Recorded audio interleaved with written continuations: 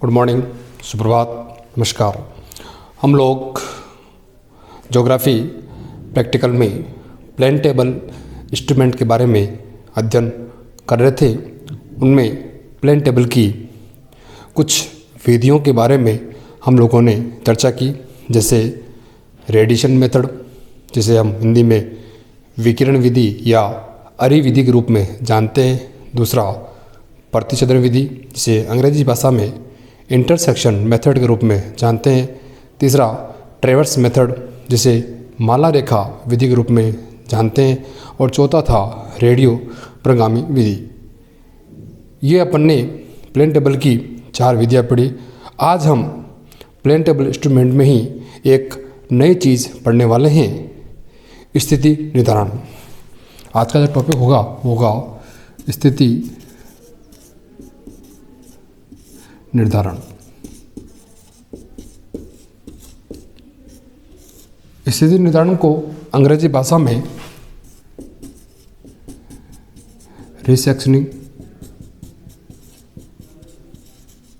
के नाम से जानते हैं।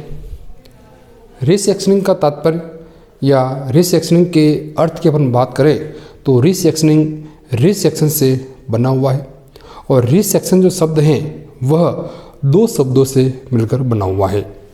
रीसेक्शन रीसेक्शन 2 शब्दों से मिलकर बना हुआ है। एक तो है री और एक है सेक्शन। री का मतलब अगेन, अगेन मतलब पुनः, और सेक्शन का मतलब टू कट, यानी कि काटना। ये था इसका अर्थ कि रीसेक्शनिंग रीसेक्शन शब्द से मिलकर बना हुआ है, और रीसेक्शन 2 शब्दों से मिलकर बना हुआ है, री और सेक्शन। री का तात्पर्य अगेन या पुनः होता है, और सेक्शन का तात्पर्य टू कट या से काटना होता है। अब बात करते हैं तो रीसेक्शन की जो परिभाषा की अपन बात कर लेते हैं।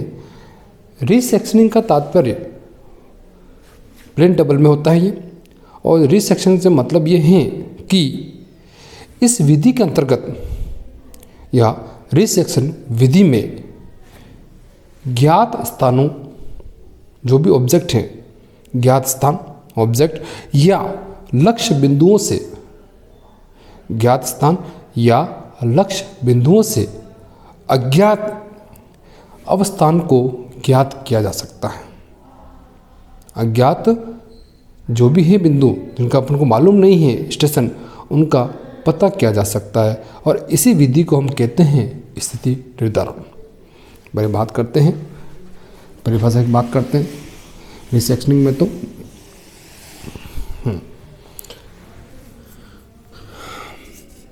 ज्ञात बिंदु या ऐसा कह सकते हैं ऑब्जेक्ट, ज्ञात बिंदु या ऑब्जेक्ट या कह सकते हैं स्थान से,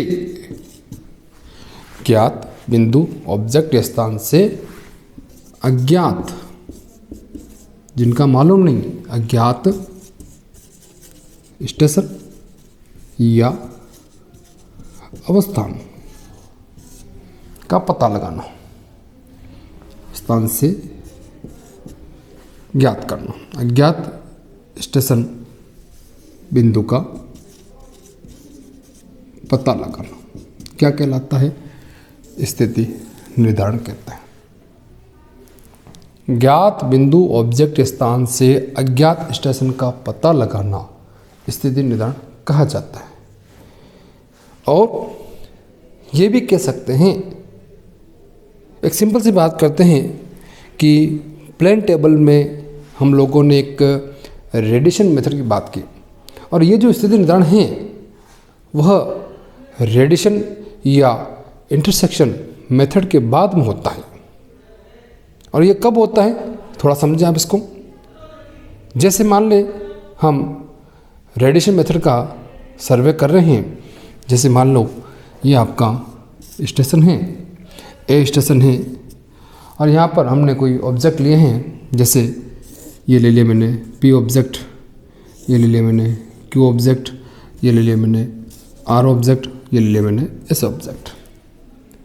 और मैं मान लो मेरे को 2 बिंदु और लेने हैं, लेकिन किसी कारणवश मैं उन बिंदुओं को नहीं ले पा रहा हूँ, या कोई बारिश आ गई या तूफान आ गई, तो हम क्या करेंगे, इस इंस्ट्रूमेंट को हटा लेंगे वहाँ से, क्योंकि बारिश में हम भीगेंगे नहीं।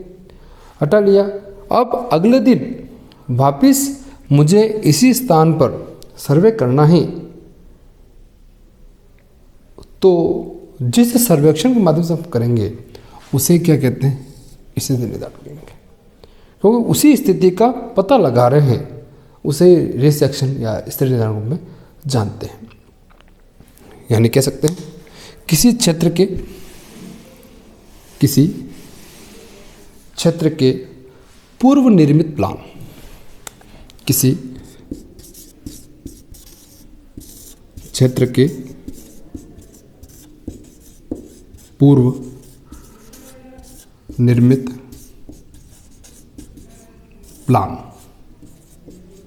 यानी कि मैंने अब क्या कहा कि अपन ने रेडिएशन मेथड कर लिया कि क्षेत्र के पूर्व निर्मित प्लान में अंकित ज्ञात बिंदुओं से या बिंदुओं की सहायता से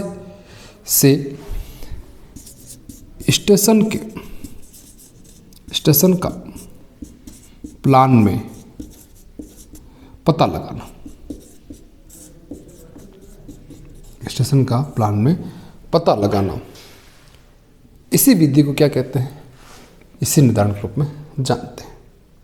यानी कि एक बात हो गई अपनी कि स्थिति निर्धारण का तात्पर्य ये हो गया कि अपन ने कोई भी प्लान किया हुआ है, उस प्लान को उस बिंदुओं के माध्यम से स्टेशन का पता लगाना स्थिति निर्धारण कहा जाता है।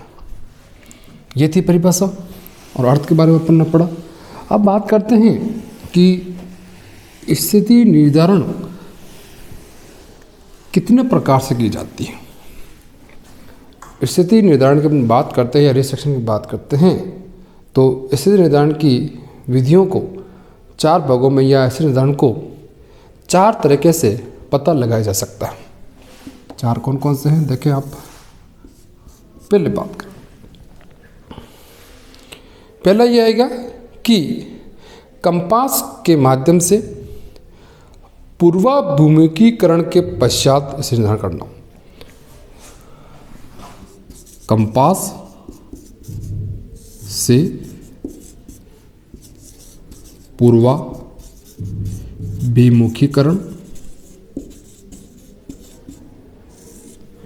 कंपास से पूर्वाभिमुखीकरण के पश्चात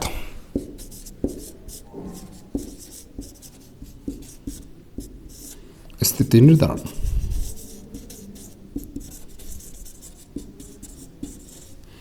कंपास मैंने एक चीज़ बताई आपको, पहला एक वीडियो बना रखा है कि प्लान टेबल में ओरिएंटेशन कि पूर्वाभिमुखीकरण किसे कहते हैं। इस विधि में मैंने आपको संपूर्ण बात बता रखी है।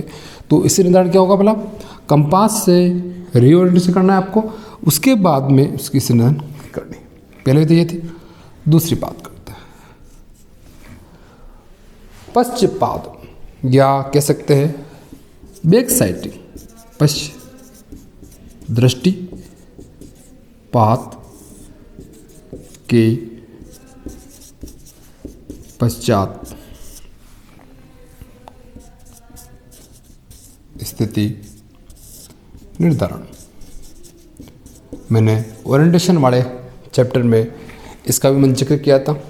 इसे हम ये शब्द बताया था, मुझे याद आ रहा हो आपको, बैक साइटिंग के माध्यम से इसे निर्धारण करना।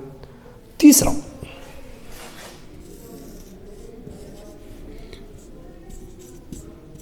द्विबिंदु विधि से। अब मैंने कहा आपको कि प्लान में ज्ञात बिंदुओं के माध्यम से स्टेशन का पता लगाना।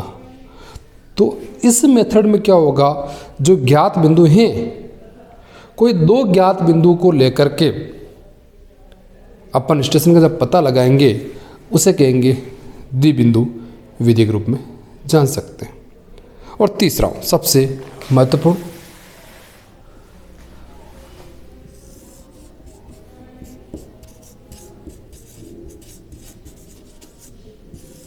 त्रिबिंदु।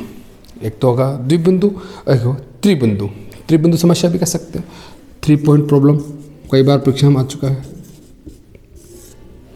त्रिबिंदु समस्या या तीन, इसमें था 2 बिंदुओं के माध्यम से पता लगाना, इसमें क्या होगा 3 बिंदुओं के माध्यम से पता लगाना।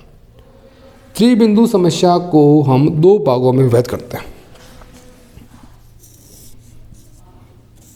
एक तो बात करेंगे यांत्रिक विधि,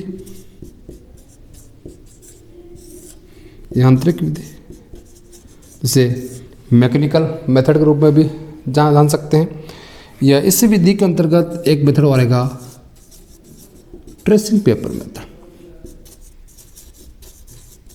ट्रेसिंग पेपर मेथड या हिंदी में बोलते हैं अनुरेखण कागज विधि के द्वारा पता लगाना।